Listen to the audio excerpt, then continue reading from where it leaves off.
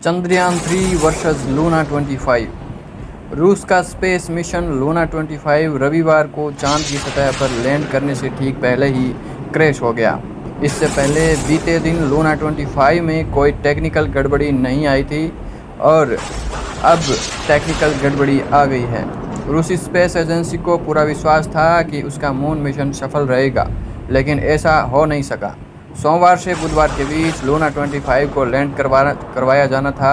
सबसे ज़्यादा संभावना अगले 24 आवर्स के भीतर ही थी। रूसी स्पेस एजेंसी ने कहा कि उसका लूना 25 अंतरिक्ष यान चंद्रमा पर दुर्घटनाग्रस्त हो गया है। एजेंसी रोसकोसमोस ने यान के क्रैश होने की वजह भी बताई है। उसने बताया कि उसका मानव रहित रोबोट लैंडर कक्षा में अनियंत्रित होने के बाद चंद्रमा से टकरा गया। रोसकोसमोस ने कहा, यान अपूर्वानुमेय कक्षा में चला गया और इसकी वजह से यह चांद की सतह से टकरा गया।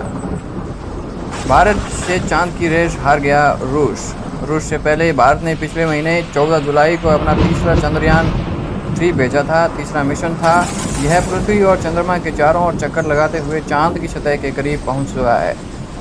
4 साल पहले साल 2019 में भी भारत ने चंद्रयान 2 लॉन्च किया था, लेकिन सतह पर लैंडिंग से पहले ही सफल नहीं हो सका था। इस बार इसरो ने वैज्ञानिकों ने तीसरे मिशन सक्सेसफुल बनाने के लिए दिन रात एक कर दिए हैं। उधर 10 अगस्त को रूसी स्पेस एजेंसी रोसकोसमोस ने भी अपना चांद मिशन लूना 25 भेज दिया था।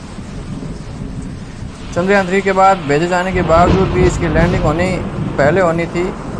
जहां भारत का चंद्रयान 3 23 अगस्त को शाम 6:04 पर चंद्रमा की सतह पर उतरेगा। वहीं संभावना थी कि लूना 25 सोमवार को लैंड कर सकता है, लेकिन शनिवार को अचानक आई गड़बड़ी के बाद रविवार को चांद की सतह से टकराने के बाद लूना 25 चंद्रयान 3 से रेस हार गया।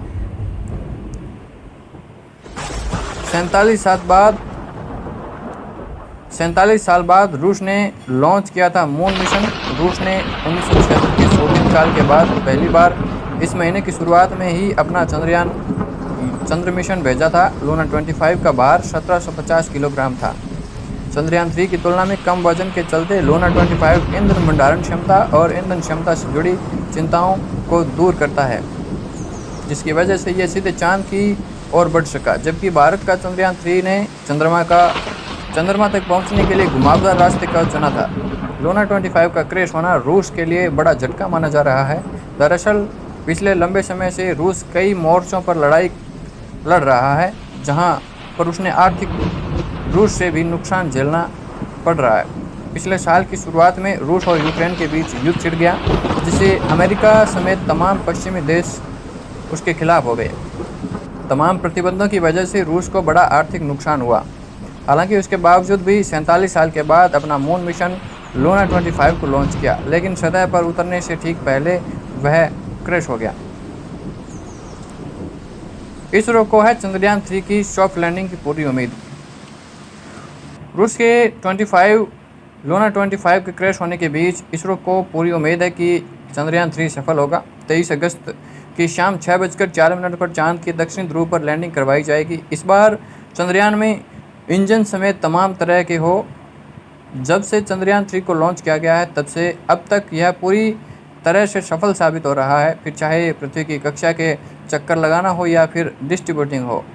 महीने भर से ज़्यादा समय तक सब कुछ सही रहने से ही इसरो वैज्ञानिकों को उम्मीद है कि लैंडिंग के दौरान भी इसमें कोई दिक्कत नहीं आएगी। चंद्रमा के दक्षिणी ध्रुव को लेकर वैज्ञानिकों की विशेष रुचि है। इसके बारे में माना जाता है कि वहां बने गड्ढे हमेशा अंधेरे में रहते हैं। शुरुआत में ही रूस और यूक्रेन के बीच युद्ध छिड़ गया, जिससे अमेरिका समेत तमाम पश्चिमी देश उसके खिलाफ हो गए। तमाम प्रतिबंधों की वजह से रूस को बड़ा आर्थिक नुकसान हुआ था। हालांकि इसके बावजूद भी 47 साल बाद अपना मून मिशन लूना 25 को लॉन्च किया था।